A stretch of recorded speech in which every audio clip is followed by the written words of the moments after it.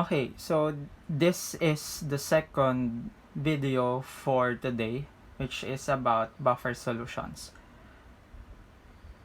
We all know that buffer solutions from the first experiment in Gen Chem 1, when you had your Gen Chem 1. These buffer solutions, so they have a more definite definition later on. So for now, for example, we have a hypothetical acid HA. So its dissociation is given by this equation, chemical equation.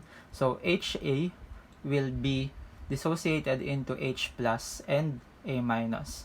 The ionization constant, or the Ka for this HA dissociation, is given. So the concentration of H plus times the concentration of A minus all over HA.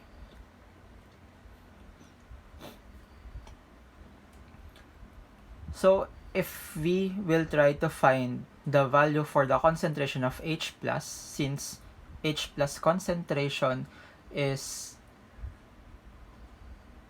proportional with the pH, or how strong the acid is, we have this formula. So H plus concentration will be equal to the Ka times this HA concentration all over A minus. And if we get the negative log of this value in the left hand side and on the right hand side, we have this negative log of H plus, which is, we call that as the pH, is equal to the negative log of Ka minus the log of HA over A minus. So we try to separate this Ka with the HA over A minus.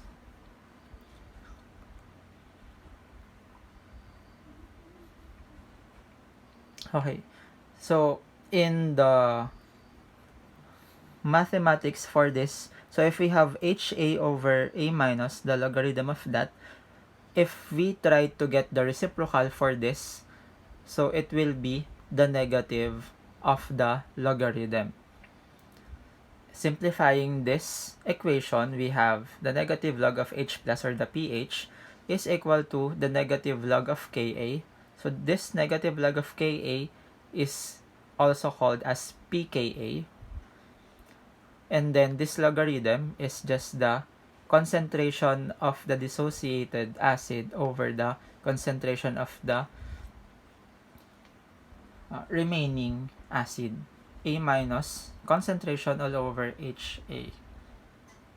This formula is what we call the Henderson-Hasselbalch equation, in which this equation is the formula for getting the pH of a buffer solution. The A minus, we all know it is the conjugate base, and the HA is the acid. So try to recall that from our first discussion in this chapter 16. Okay, so let's try to find out the calculation of pH in a weak acid solution as well as in a buffer solution. So for letter A, that is just a reiteration from the last chapter and this chapter's discussions. So please try to calculate the pH of 0.20 molar acetic acid solution. For letter B, you will use the Henderson-Hasselbalch equation. So to calculate the pH of solution containing both 0.20 molar acetic acid and 0.3 molar sodium acetate. So please take note that the Ka of acetic acid is this, 1.8 times 10 to the negative 5. So for now, kindly pause this video and then try to solve this on your own. And after you solve, so let's check your answers, and I will give the solution.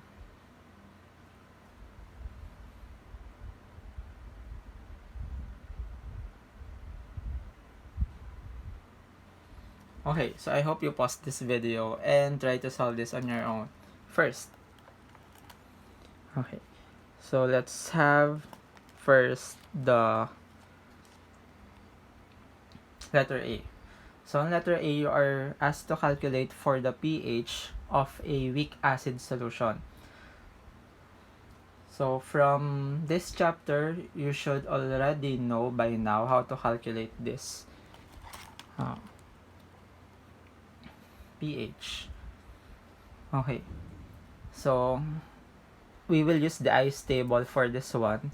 So first, we will write the dissociation reaction of acetic acid, and then we have this ice.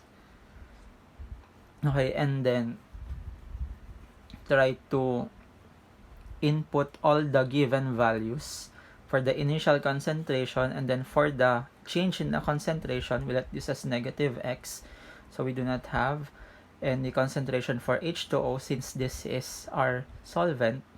And then for the products, we have positive x and positive x.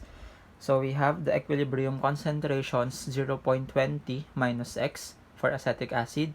For acetate and hydronium ion, we have x and x. And then the Ka expression for this dissociation reaction is concentration of acetate ion times the concentration of hydronium ion all over acetic acid concentration. So these are all at equilibrium. So again, the Ka for acetic acid is 1.8 times 10 to the negative 5. So this is equal to x squared all over 0.20 minus x. And then get the value of x by using the solver of the calculator, or you can do the long method in the quadratic formula. So you'll get the value x is equal to 1.8883879 times 10 to the negative 3 molar.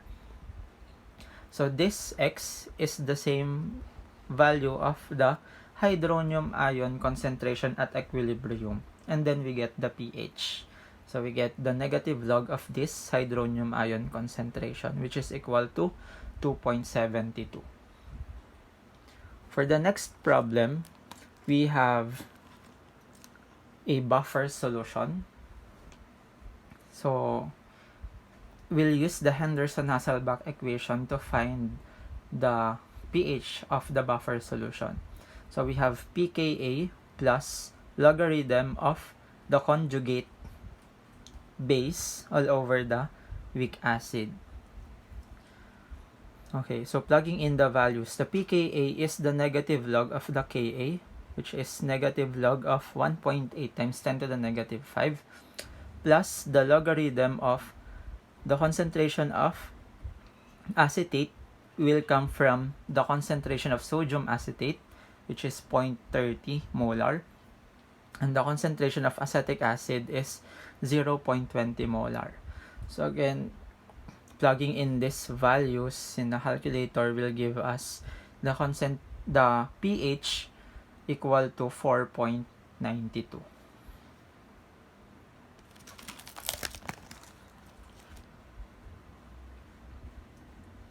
Okay, so let's define now a buffer solution. So this definition of buffer solution is based on the components.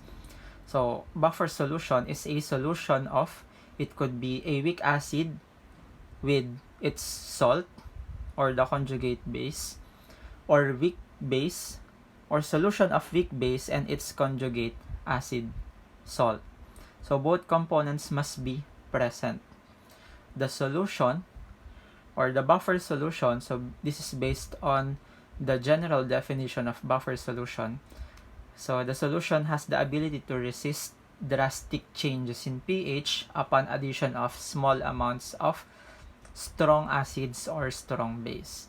So this means that if a buffer solution, or if a strong acid or strong base is added in the buffer solution, the pH or the hydronium ion concentration will change, but only with slight difference.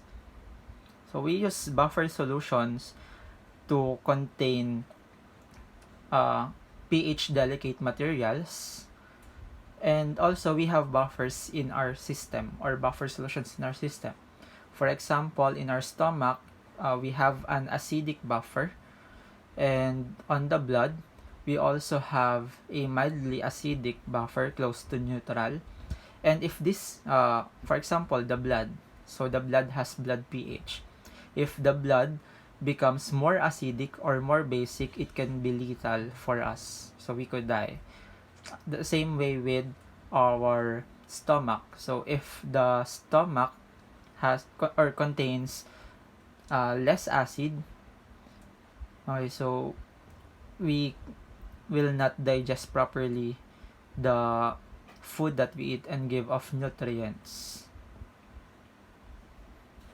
Okay, so much for that. Let's have this problem. Okay, so this is not a calculation problem. So we just try to classify these systems as buffer solutions or not. So again, the definition by components of the buffer solution. So we must have a solution of weak acid and its conjugate base, or a solution of weak base and its conjugate acid. So again, try to pause this video and determine whether these three systems are buffers or not buffers.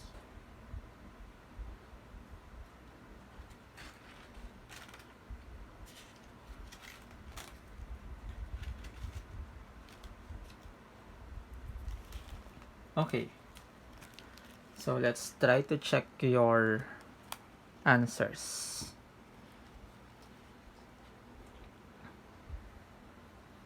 Okay, for letter A, we have a solution containing potassium dihydrogen phosphate and phosphoric acid. We all know that potassium dihydrogen phosphate is an ionic compound, therefore in solution it will be dissociated into potassium ions and bisphosphate or dihydrogen phosphate ions. And phosphoric acid, so this is H3PO4. Okay, so H2PO4 minus and H3PO4 minus, so they are conjugates. H3PO4 is a weak acid and its conjugate base is H2PO4 minus. Therefore, in the solution, we have the weak acid H3PO4 and its conjugate base H2PO4 minus. Therefore, this is a buffer system. For letter B, we have sodium perchlorate and perchloric acid. Sodium perchlorate is an ionic compound, therefore in the solution it will give off sodium ions and perchlorate ions. Okay, so we do not have any strong electrolytes or strong acids or strong bases here. But perchloric acid, HClO4, is a strong electrolyte. Particularly, we are dealing with strong acid. So since there is a presence of a strong acid, this system is not a buffer system. And then for letter C, we have C5H5N. So this is called pyridine. And so pyridine is a weak base since it has nitrogen. So this is not in the list of strong acids or strong bases. And then we have here C5H5NHCl, or this is pyridinium chloride. So pyridinium chloride, as we can see, this is an ionic compound giving off C5H5NH plus and chloride ion, Cl minus. So since we have C5H5N and C5H5NH plus, so this is a weak base, and after having H plus or after acquiring H plus, it will give C5H5NH plus. So this is the conjugate acid. Therefore, we have a solution of weak base and conjugate acid. This is also buffer or a buffer system.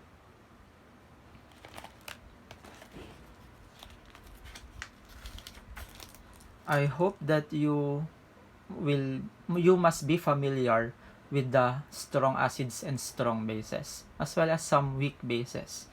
So most of the time, weak bases contain nitrogen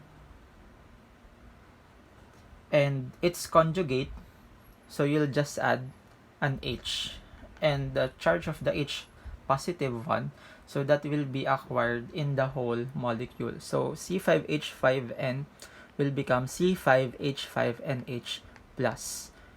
Okay, so this does not dissociate into C5H5N and HCl, so that is wrong. Okay, so moving on. How does a buffer solution counter this drastic pH changes? For example, we have acetic acid and sodium acetate buffer solution.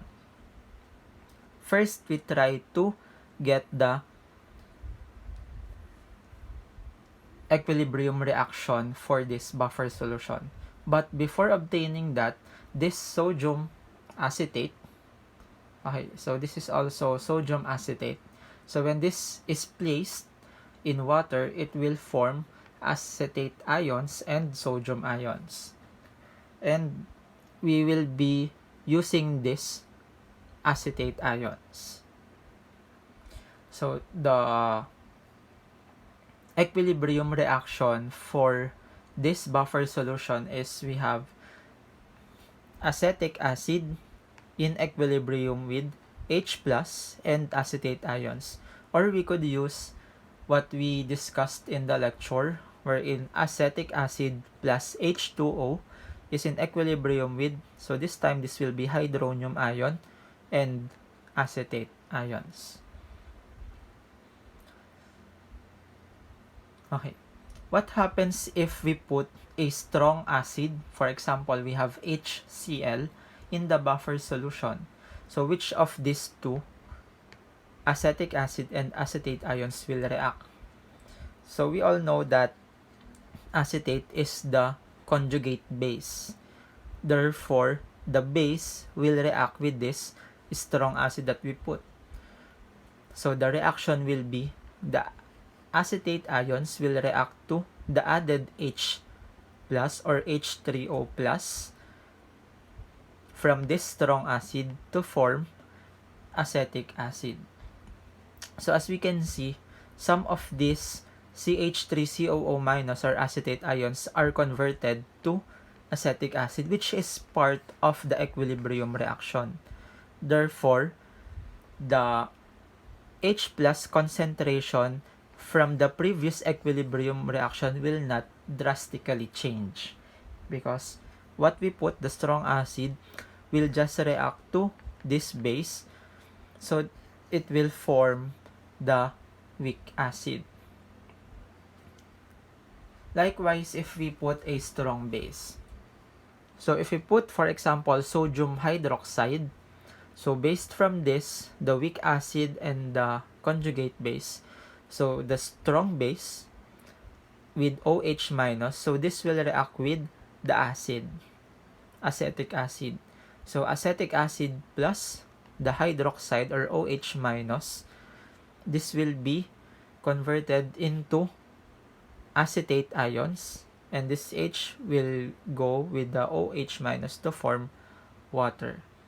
So take note, we just have a byproduct water, which does not necessarily affect the pH of the solution. And this acetate ions is also in the equilibrium reaction, and therefore this added OH minus will not drastically affect the pH of the buffer solution. Okay. So we also have this term buffering capacity, which is the effectiveness of the buffer solution. A buffer solution is only most effective in the pH is equal to pKa plus or minus 1. Okay, so if this is pKa plus or minus 2, so the pH would drastically change since the concentration of both the weak acid and conjugate base, or the weak base and conjugate acid, will be in the reaction. Therefore, most of the concentration will be converted to the other component, and not maybe there can be nothing left in the uh, reacting species. So it will change the pH of the solution. Okay, so for the last slide, we'll again calculate the pH. So this time, for problem A, we have pH of buffer system. And then for letter B, we'll calculate the pH of the buffer system after addition of a strong acid. So we'll use again the Henderson-Hasselbalch equation for this. First, try to solve this on your own, and then so pause this video, and then we'll try to answer this with my solution.